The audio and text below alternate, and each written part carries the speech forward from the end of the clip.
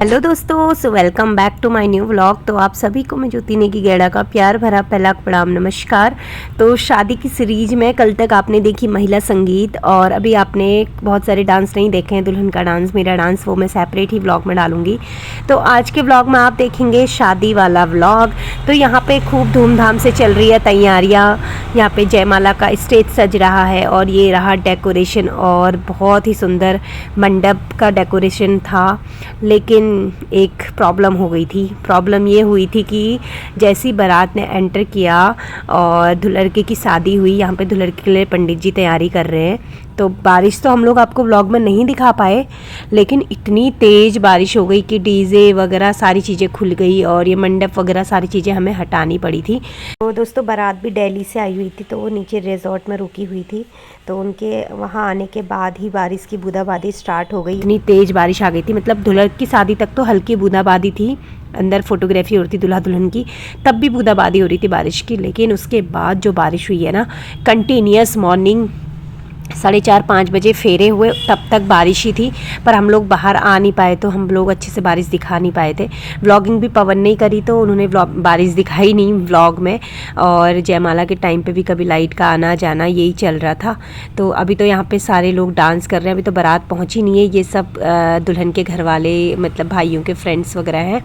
यहाँ पे काशी भी कर रही है एंजॉय जयमाला के स्टेज में। देखिए बहुत सुंदर डेकोरेशन था, सारी चीज़ें। पर इतनी बढ़िया धूप थी ना रात को, अचानक पता नहीं बारिश कैसे हो गई। और यहाँ पे सब लोग एंजॉय कर रहे हैं डांस। यहाँ पे चाचा बैठे हुए हैं, मेरी दीदी लोग, सब लोग बैठे हुए हैं।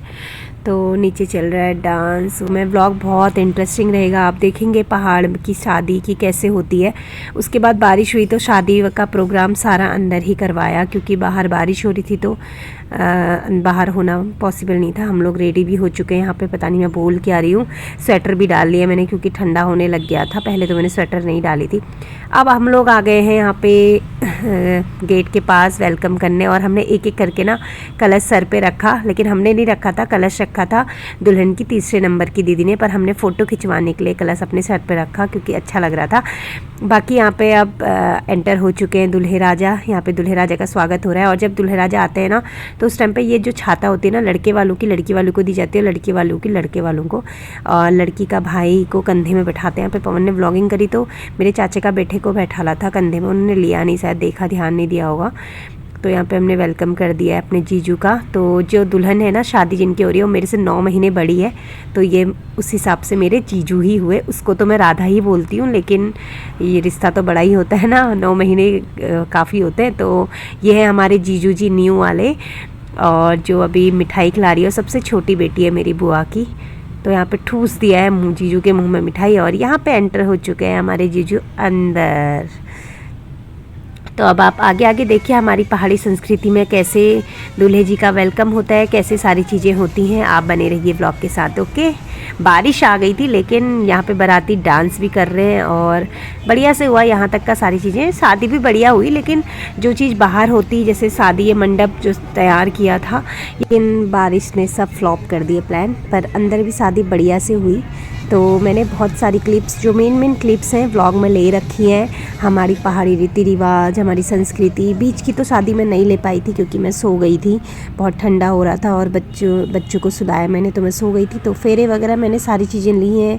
7 फेरों के बारे में पंडित जी ने बहुत अच्छे तरीके से आगे व्लॉग में बताया है। आप बने रहिए ऐसे ही मेरे व्लॉग के साथ, और आगे आगे देखिए हमारी पहाड़ी शादी कैसे होती है। ठीक है।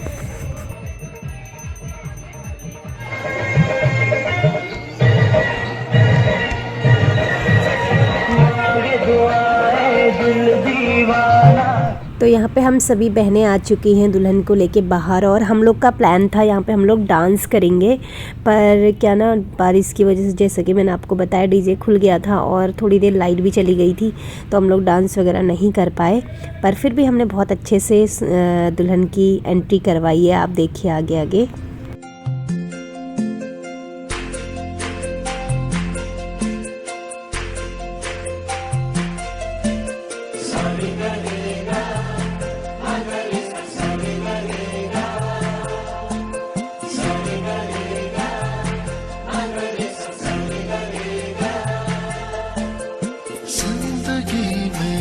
आज लम्हे खास आ गए,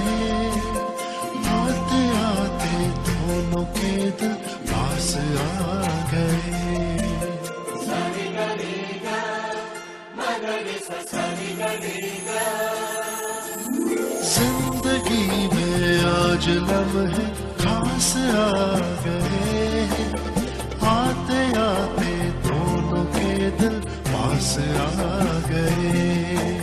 तेरे कदमों पे ही रास्ता ठहरा है मेरा, मेरी आँखों की तो मंजिल चेहरा है तेरा।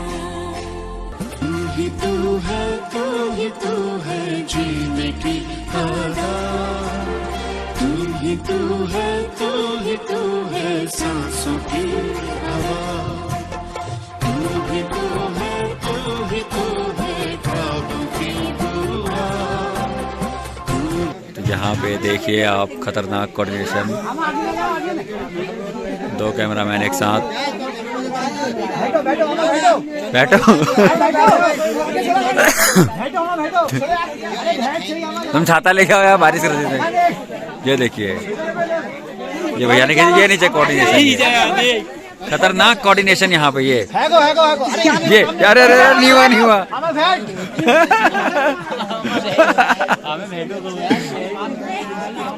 तुम गजबजा दे रहे हो यार।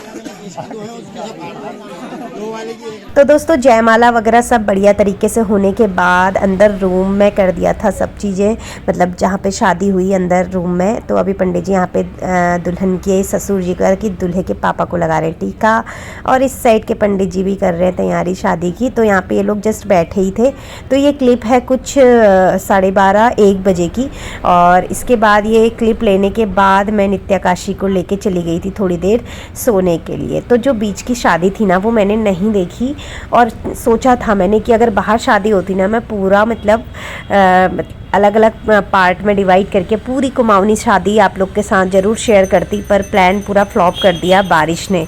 बहुत गुस्सा आ रहा था बारिश को देख के, सच में बता रही हूँ। शादी तो बहुत अच्छे से हुई लेकिन बारिश ने ना सच में बहुत सारे प्लान हमारे फ्लॉप कर दिए। यहाँ पे दुल्हन को पिछौड़ा भी डाल दिया है। ये क्लिप है मेरे सोने के उठने के बाद का, और अब फेरों की तैयारी हो रही है। उसके बाद हम लोग सोए नहीं, फेरे हुए सुबह 4 बजे। तो 1-2 घंटा आराम करने के बाद हम लोग उठ के फिर मैंने फेरों की ब्लॉगिंग करी। ब्लॉग तो किसी कैमरा जो ये वीडियोग्राफर भैया थे उन्होंने मेरे फ़ोन से शूट करा, उनको भी थैंक यू इतनी बढ़िया सी क्लिप्स मेरे ब्लॉग के लिए लेने के लिए। मैं तो दुल्हन के बगल में बैठ खड़ी थी, ये रही मैं नहीं कर रही थी ब्लॉगिंग, और पवन भी नहीं थे, तो ये ब्लॉगिंग कर दी थी वही भैया ने, वीडियोग्राफर भैया ने।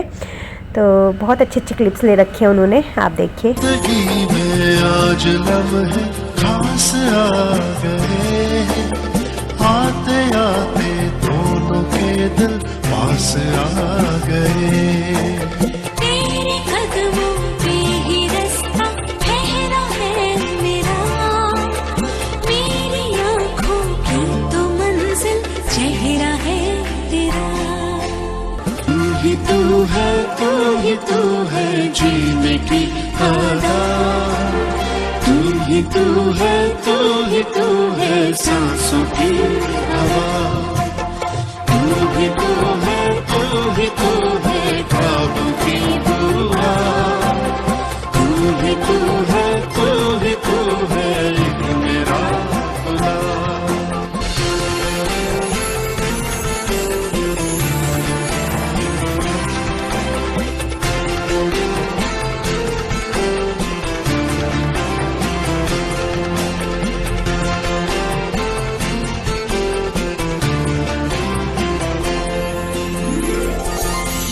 सीने में था पर कभी धड़का नहीं था, ये तेरी आहट इस दे गई धड़कन।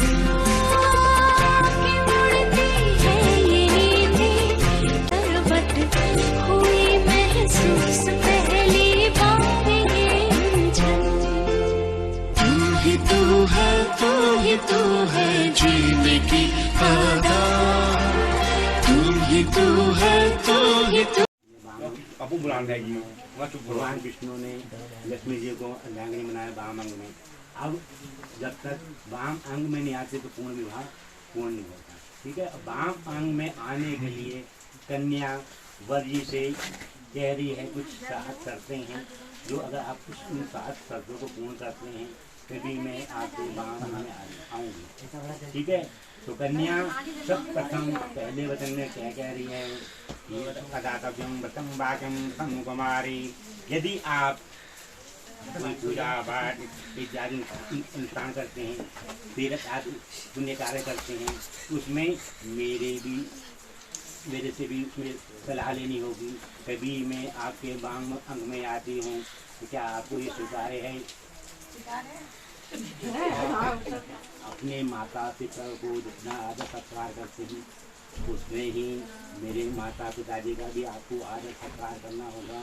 अगर आप इस वचन को मानते हैं तभी मैं आपके बाम अंग में आती हूँ। कन्या कह रही है, मतलब मत देखो ये सही चल रहा है। मम्मी जी को पापा, सास ससुर को मम्मी, तभी मैं आपके बाम अंग में आती हूँ। क्या आपको ये स्वीकार है? भाई को साथ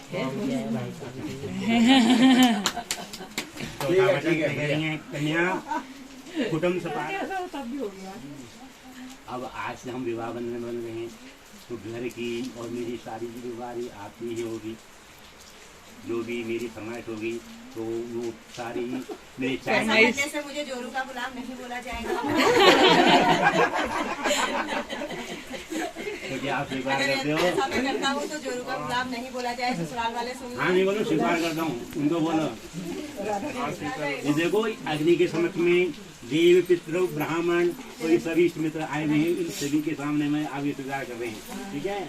इन भविष्य में ध्यान रखना, कई कार्यों में कोई भी घर में कार्य करते हैं, धूम इत्यादि गाड़ी वाहन इत्यादि कुछ भी लेते हैं, उसमें मेरा सलाह मशवरा लेना होगा। क्योंकि मैं आपकी धर्मपत्नी हूँ, मेरे उसमें भी जानकारी होनी चाहिए। क्या आप स्वीकार करते हैं? जानकारी के बिना एक पत्ता भी नहीं होना चाहिए। यदि मैं कभी अपने सहेलियों के साथ, अपनी महिलाओं के साथ बैठूं तो अज्ञानता से, ठीक है, अज्ञानता, क्योंकि उसका हमें परिणाम भविष्य का पता नहीं। यहाँ क्या गर्म हो रहा है? कभी अज्ञानता बस कोई गलती हो जाए, समझ रहे हो? क्योंकि अगर सभा के मध्य में अगर हम समझाते हैं तो उसको समझाना नहीं कहा जाता, उसको कहा जाता है उपहार। गलती अज्ञानतावश होती है, मनुष्य को गलती को खुली है। ठीक है। तो इसलिए अज्ञानतावश गलती होती है। तो मैं धर्मपत्नी हूँ तुम्हारी, सभी के सामने में, सभा के मध्य परिवार वालों के सामने में मुझे अकेले भी समझाना, सभी के सामने में मुझे भी समझाना। क्या वो स्वीकार करते हैं? सारी बातें आदमी भी थोपी, औरत को आजादी दे दी, उसके लिए कुछ नहीं है कि ठीक है। पहुंच गए, अभी तक कहीं नहीं दिया है। अच्छा हो रहा है। श्री माता स्वरूप जो होंगे, माता के उम्र जाएंगे, माता बहन के सम बहन और पुत्री के सम पुत्री समझना होगा आपको। तो अब विवाह बंधन में जा रहे हैं, विवाह से पूर्व क्या क्या क्या वो ठीक है, लेकिन अब जो माता स्वरूप होंगी उनको माता स्वरूप, बहन स्वरूप और पुत्री स्वरूप, उनकी आयु के सामान्य से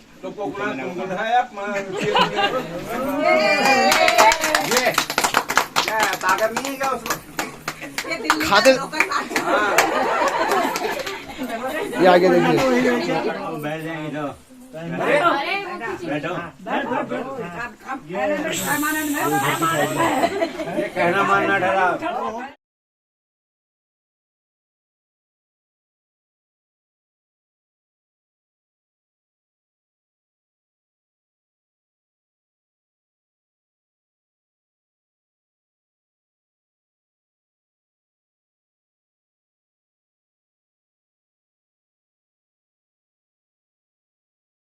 तो कैसा लग रहा है आप दोनों को पति पत्नी बनके? अच्छा लग रहा है, बहुत अच्छा लग रहा है, बहुत अच्छा लग रहा है। तो दोस्तों ये रहे हमारे पहाड़ी गिदार। पहाड़ियों की शादी पंडित जी और गिदारों के बिना अधूरी मानी जाती है, तो इनका होना बहुत ज़रूरी है हमारी पहाड़ी शादी में। ये क्योंकि सुबासीस दुल्हा दुल्हन को देते हैं।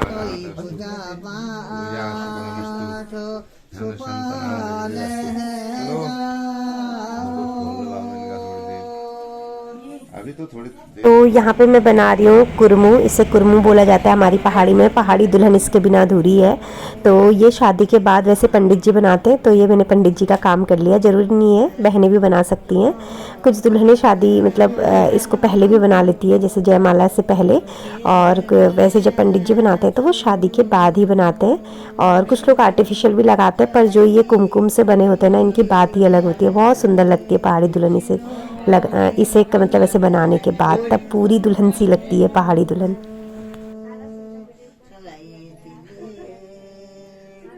जो गाना